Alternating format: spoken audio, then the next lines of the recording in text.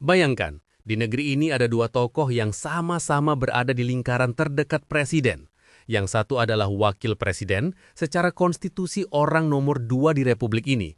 Yang satunya lagi hanyalah seorang menteri, tapi justru lebih sering tampil di panggung besar, mewakili presiden dalam urusan-urusan penting. Inilah ironi politik kita. Agus Harimurti Yudhoyono atau AHY seakan lebih menonjol ketimbang Wapres sendiri. Pertanyaannya, mengapa presiden seakan lebih percaya kepada AHY daripada kepada wakilnya?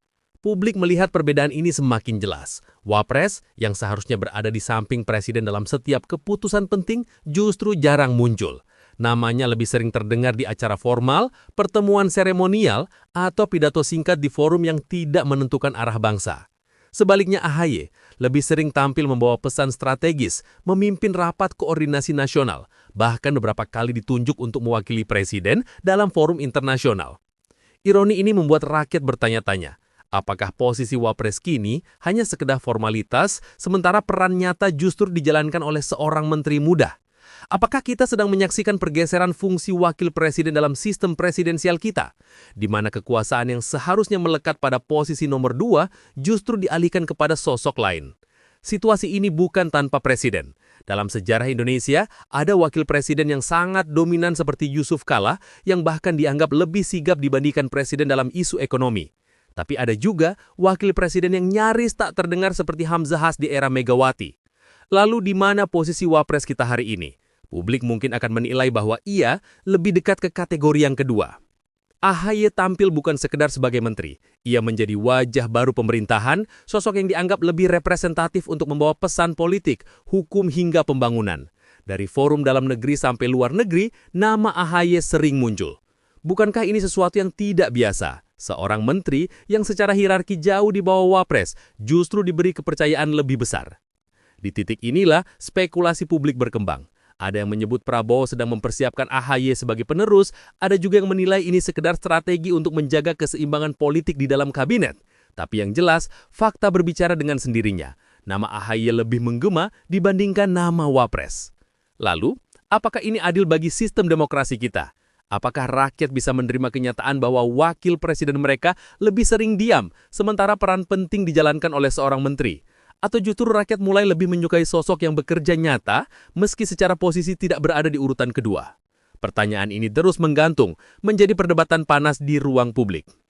Kisah AHY semakin menarik ketika kita melihat kembali kiprahnya saat menjabat sebagai Menteri Agraria dan Tata Ruang Kepala BPN. Jabatan ini bukan jabatan yang populer, justru sebaliknya. ATR BPN adalah kementerian penuh masalah, penuh jebakan, penuh konflik yang bisa mencoreng nama siapa saja yang memimpinnya. Mafia tanah, konflik agraria, sertifikat ganda, lahan strategis yang diperebutkan investor dan rakyat, semua masalah itu menjadi warisan yang harus ditanggung AHY sejak hari pertama menjabat. Namun, justru di titik itulah AHY membuktikan kapasitasnya. Ia masuk ke dunia yang keras itu dengan berani. Ia mendorong digitalisasi sertifikat tanah agar lebih transparan dan mengurangi praktik pungli. Ia menggaungkan perang melawan mafia tanah, sebuah langkah yang tidak semua politisi berani ambil. Ia juga berusaha menyeimbangkan antara kebutuhan investasi besar dengan kepentingan rakyat kecil. Langkah ini jelas bukan tanpa resiko. Banyak kalangan politik senior lebih memilih menjauh dari kementerian seperti ATR BPN karena khawatir terjerat kasus atau terkena dampak konflik berkepanjangan. Tetapi AHY justru menjadikan posisi itu sebagai panggung untuk menunjukkan kepemimpinannya. Dan publik pun mulai melihat AHY sebagai pemimpin muda yang berani. Tidak hanya pintar berbicara, tetapi juga siap menghadapi persoalan real di lapangan. Di sisi lain, kita kembali bertanya, di mana peran Wapres dalam isu sebesar ini? Konflik agraria bukan hal kecil. Ia bisa memicu ketidakstabilan sosial, bisa menimbulkan gelombang protes besar, bahkan bisa menjadi bom waktu politik. Namun, dalam catatan publik, hampir tidak pernah terdengar suara tegas dari Wapres mengenai isu tanah. Bukankah seharusnya seorang wakil presiden ikut turun tangan dalam persoalan fundamental seperti ini? Kontras inilah yang membuat nama AHY semakin melambung. Dari seorang menteri teknis, ia justru tampil dengan wibawa politisi nasional. Dari sebuah kementerian yang penuh masalah, ia justru keluar dengan citra positif. Bukankah ini pertanda bahwa AHY memang dipersiapkan untuk panggung yang lebih besar? Publik tidak bisa menutup mata. Fakta bahwa AHY sukses melewati ujian berat di ATR BPN membuatnya semakin dipercaya oleh Presiden. Dan kepercayaan itu akhirnya membawanya naik ke posisi yang lebih tinggi, Menko Kewilayahan. Kini, AHY berada di kursi Menteri Koordinator Bidang Pembangunan Kewilayahan. Posisi ini jauh lebih prestisius. Ia bukan lagi mengurus satu sektor teknis, tapi mengkoordinasi banyak kementerian sekaligus. Ia menjadi penghubung antara pemerintah pusat dengan pemerintah daerah, memastikan pembangunan tidak lagi hanya berpusat di Jawa, tetapi merata hingga ke pelosok. Dari infrastruktur, tata ruang, pembangunan kota dan desa, semua itu harus ia koordinasikan. Ini artinya, setiap keberhasilan pembangunan di era Prabowo, sebagian besar akan dikaitkan dengan kiprah AHY. Nama AHY akan selalu muncul ketika proyek strategis nasional berhasil, ketika jalan tol baru diresmikan, ketika konektivitas antar wilayah terbangun. Bukankah ini sebuah panggung emas yang bahkan lebih strategis daripada posisi Wapres sendiri? Sekali lagi, publik mulai membandingkan. Wapres, dengan segala legitimasi konstitusionalnya, seringkali hanya muncul di acara formal. Tetapi AHY, seorang menteri, justru hadir sebagai penggerak pembangunan nyata. Maka muncullah pertanyaan yang lebih kontroversial. Siapa sebenarnya pendamping sejati Presiden hari ini? Wapres yang sah di atas kertas atau AHY yang bekerja nyata di lapangan? Pertanyaan ini tentu saja mengguncang, tapi justru inilah yang membuat publik semakin penasaran. Karena pada akhirnya, rakyat tidak peduli siapa yang punya posisi konstitusional lebih tinggi. Yang rakyat pedulikan adalah siapa yang hadir, siapa yang bekerja, siapa yang memberi solusi. Dan sejauh ini, AHY lebih terlihat sebagai sosok itu.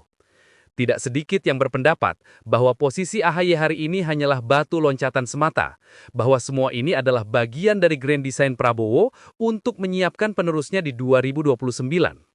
Apakah itu benar? Kita belum tahu, tapi bukankah tanda-tandanya sudah jelas? Dari ATR BPN, AHY naik menjadi Menko. Dari Menko, bukankah sangat mungkin ia kemudian naik lagi menjadi calon wakil presiden, bahkan calon presiden? Inilah politik Indonesia, penuh teka-teki, penuh simbol, penuh strategi. Namun yang pasti, nama AHY kini telah menjadi magnet politik baru. Suka atau tidak suka, ia telah menggeser sorotan publik dari Wapres. Ia menjadi tokoh muda yang kini berada di lingkaran terdekat Presiden dengan panggung yang lebih besar dari sebelumnya.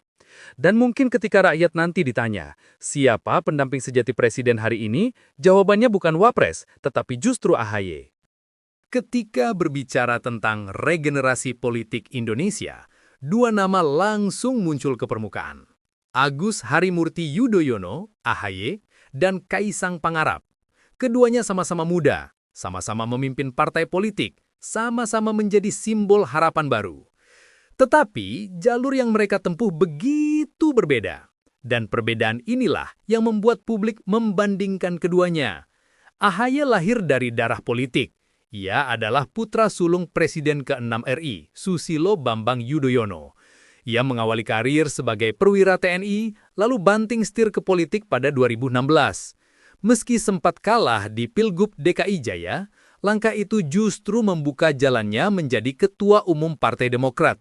Dari situ, karir politiknya terus menanjak hingga akhirnya dipercaya masuk kabinet. Pertama sebagai Menteri ATR BPN, lalu naik sebagai Menko Kewilayahan. AHY jelas menempuh jalan panjang, penuh ujian, penuh pasang surut. Kaisang berbeda. Ia memang putra Presiden Jokowi, tetapi tidak melalui jalan berliku seperti AHY.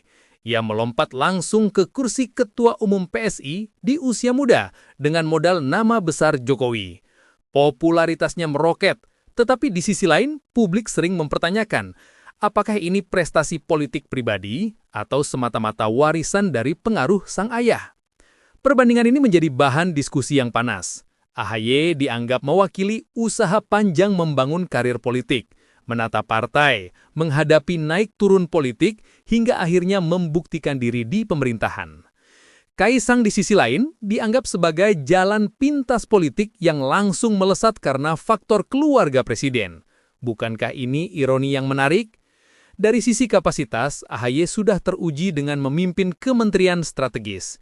Ia menghadapi mafia tanah, mengurus konflik agraria, mengkoordinasikan pembangunan lintas daerah. Ia punya pengalaman birokrasi yang real. Sementara Kaisang sejauh ini lebih banyak dikenal di dunia bisnis dan media sosial, belum teruji di birokrasi pemerintahan. Apakah publik akan percaya kepadanya untuk urusan negara sebesar ini? Tapi jangan salah, Kaisang punya daya tarik sendiri. Ia segar, luwes, dekat dengan generasi muda digital. Ia bisa berbicara dengan gaya sederhana, bahkan bercanda, sesuatu yang jarang dimiliki AHY yang cenderung formal dan serius. Apakah gaya ini justru akan memenangkan hati anak muda? Sangat mungkin, karena politik bukan hanya soal kapasitas, tetapi juga soal kedekatan emosional dengan rakyat. Lalu siapa yang lebih siap menjadi pemimpin nasional di masa depan? AHY dengan pengalaman panjangnya atau Kaisang dengan dukungan nama besar dan gaya populernya? Inilah pertanyaan yang membelah publik. Sebagian melihat AHY lebih matang, sebagian lagi merasa Kaisang lebih segar. Tetapi faktanya, hari ini AHY sudah berada di dalam lingkaran kekuasaan, menjadi bagian dari kabinet dan dipercaya langsung oleh presiden. Kaisang masih membangun basis di luar pemerintahan, memperkuat PSI, dan mencari panggung. Jadi, kalau bicara siapa yang lebih dekat ke kursi 2029, bukankah jawabannya cukup jelas? Namun politik Indonesia penuh kejutan. Bisa jadi Kaisang tiba-tiba mendapat panggung besar, atau justru AHY yang menjadi pemimpin utama negeri ini. Bukankah ini yang membuat kita selalu penasaran? Dua ketua umum muda, dua jalan berbeda, tapi sama-sama punya peluang untuk menguasai panggung politik nasional di masa depan.